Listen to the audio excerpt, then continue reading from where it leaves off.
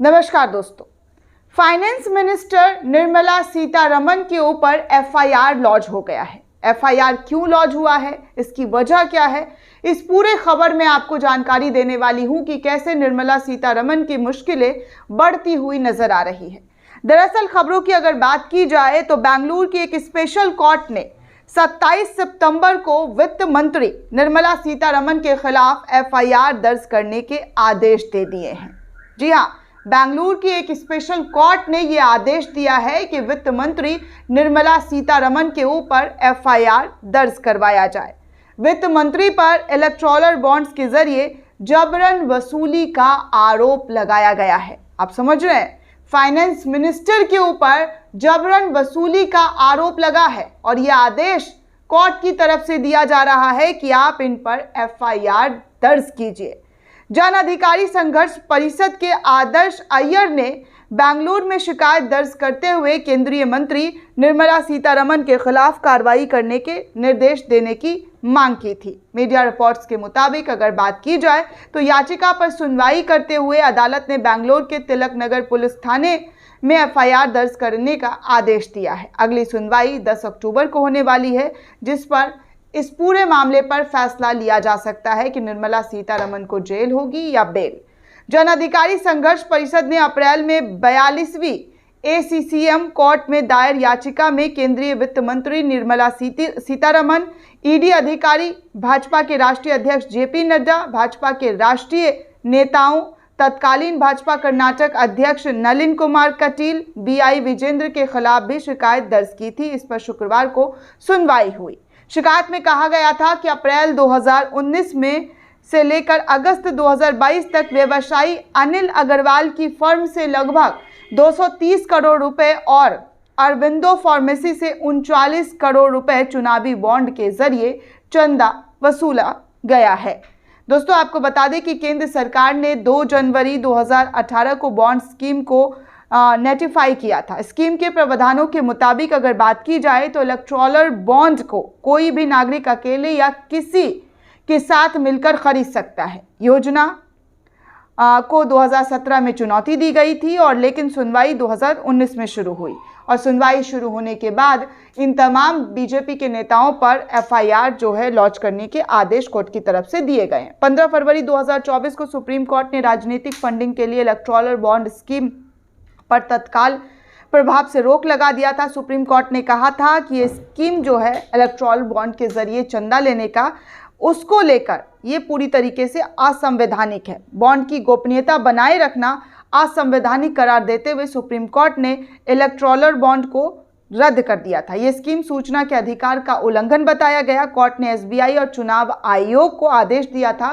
कि वो electoral bond से जुड़ा पूरा डेटा सार्वजनिक करते हुए आम जनता को इसके बारे में जो है जानकारी हासिल प्राप्त करवाएं। हालांकि एसबीआई ने बहुत देरी करने की कोशिश की, लेकिन सुप्रीम कोर्ट ने फिर फटकार लगाया और 24 घंटे के अंदर इस पूरे डेटा को जो है चुनाव आयोग को सौंपने के लिए कहा और चुनाव आयोग को पब्लिक डोमेन में डालने के लिए कहा। 21 मार्च को डेटा सामने आया। इसमें पता चला दोस्तों कि 2018 से 2023 तक देश की 771 कंपनियों ने 11,484 करोड़ रुपए का बॉन्ड खरीदा था। ट्रेंडिंग कंपनियों ने सबसे ज़्यादा 2,955 करोड़ रुपए के सियासी दलों को जो है चंदा भी दिया। डेटा सार्वजनिक होने के बाद जुलाई 2024 में भी कारपोरेट और राजनीतिक दलों के बीच लेन देन की जांच एसआईटी से करवाने की एक याचिका सुप्रीम कोर्ट में दाखिल की गई थी। कहा जा रहा है कि लोकसभा चुनाव से पहले वित्त मंत्री ने बॉन्ड स्कीम को दोबारा लाने का संकेत दिया था। निर्मला सीतारमण ने हिंदुस्तान टाइम्स को दिए गए इंटरव्यू में भी कहा था कि अगर हम सत्ता में आए तो इलेक्टोरल बॉन्ड स्कीम को दोबारा से हम लागू करेंगे। इसके लिए पहले बड़े स्तर पर सुझाव लिए जाएंगे। हालांकि कांग्रेस समेत कई विपक्षी दलों के नेताओं ने इस बयान पर कहा था कि अब बीजेपी के लोगों को और कितना लूटना चाहती है, वो साफ तौर पर नजर आ रहा है कि वो इलेक्टोरल बॉन्ड के जरिए लोगों को लूट का पैसा जो है अपने खाते में जमा करवाना चाहती है, जिसका सार्वजनिक रूप से किसी को कोई डेटा, कोई आंकड़ा पता ना चल सके। दोस्तों, आपको बता दें 2017 के बजट में उस वक्त वित्त मंत्री जो थे अरुण जेटली थे। उन्होंने चुनावी या इलेक्टोरल बॉन्ड स्कीम में पेश किया गया जो है पूरा मामला जो है वो पेश किया था और जनवरी 2018 को केंद्र सरकार ने इसे नोटिफाई कर दिया था, यानी कि लागू कर दिया था।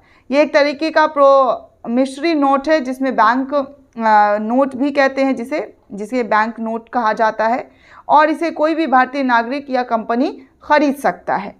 अगर आप इसे खरीदना चाहते हैं तो ये आप स्टेट बैंक ऑफ इंडिया की चुनी हुई ब्रांच में आपको ये बॉन्ड मिल जाएगा। इसे खरीदने वाला इस बॉन्ड को अपनी पसंद की पार्टी को डोनेट कर सकता है, यानी कि चंदा दे सकता है। बस वो पार्टी इसके लिए एलिजिबल होनी चाहिए।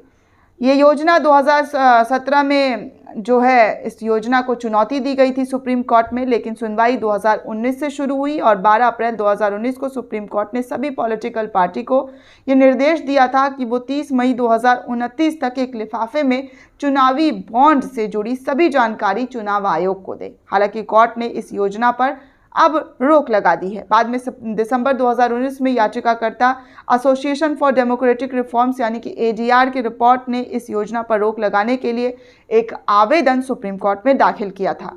इसमें मीडिया रिपोर्ट्स के हवाले से बताया गया था कि इस तरीके के चुनावी बॉन्ड योजना पर चुनाव आयोग और रिजर्व बैंक की चिंताओं को केंद्र सरकार ने दरकिनार कर दिया था। 2017 में अरुण जेटली ने इसे पेश करते हुए वक्त ये दावा किया था कि इससे राजनीतिक पार्टियों को मिलने वाली फंडिंग और चुनाव व्यवस्था में पारदर्शिता लाएगी, ब्लैक मनी पर अंकुश लगेगा। दूसरी ओर इसका विरोध करने वालों का कहना था कि इलेक्टोरल बॉन्ड खरीदने वाले की पहचान जाहिर नहीं की जाती है, इससे यह चुनाव में काले धन का इस्तेमाल किया जा सकता है, जिससे किसी पार्टी को भर कर फायदा पहुंच सकता है। कुछ लोगों का आरोप है कि इस स्कीम को बड़े कारपोरेट्स घरानों को ध्यान में रखकर लाया गया। इससे ये घराने बिना पहचान उजागर किए जितनी मर्जी उतना चंदा राजनीतिक पार्टियों को दे सकते हैं।